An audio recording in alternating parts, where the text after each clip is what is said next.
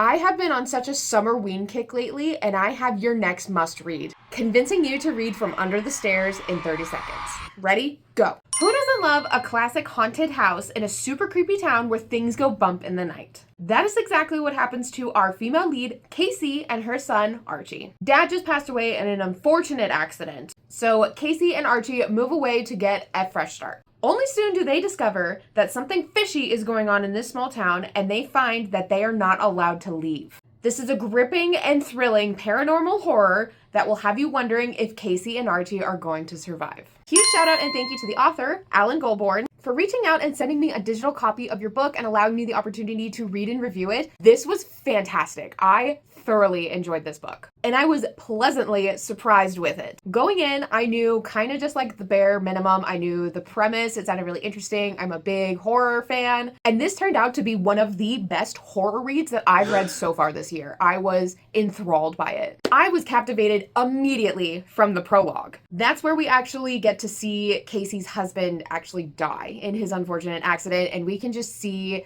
how traumatizing that is. Like, as a reader, I was uncomfortable by this, but like in the best way possible. Not only was this like beyond tragic, and then we also see the immediate aftermath for it, it was a great start to the book and a great way to set the tone for what is to come. Shortly after, Casey and Archie pack up all their stuff and they move to a small cottage in this hamlet just to kind of get a fresh start. But as the reader, you know immediately that something strange is going on. Not only with the house that they are living in, but there's something strange going on with the town and with the people living in it. Everyone is so creepy. They're like overly friendly that you just kind of know something is wrong and sus about all these people. Just bad vibes, bad energy. And I didn't trust a single one of them. I was yelling at Casey from that point, run, get out of there. I don't care, get out. And honestly, anything involving children in the thriller and horror genres is automatically going to make the book creepy. Kind of gave me like Incidents Around the House vibes with this book while I was reading it, if you're into that. I truly appreciated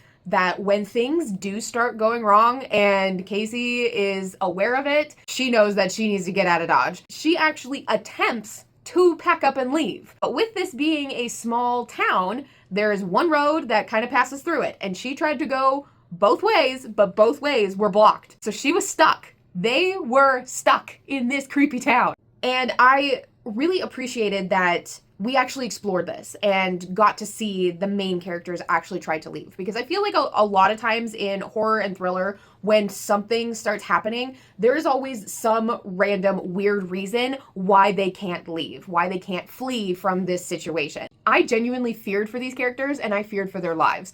I had so much sympathy for them that I was scared while reading this. And that doesn't happen quite often for me when I read books. It was refreshing. I really enjoyed actually feeling terror while reading a horror. There was so much nonsense in this and so much real life threatening danger that is occurring, but I couldn't look away. I couldn't stop reading. I had to know what was going to happen next. The way that this book had my attention is unlike anything I've experienced in a while. I absolutely loved this book and I loved every single aspect of it. I loved every element, character, dialogue, writing.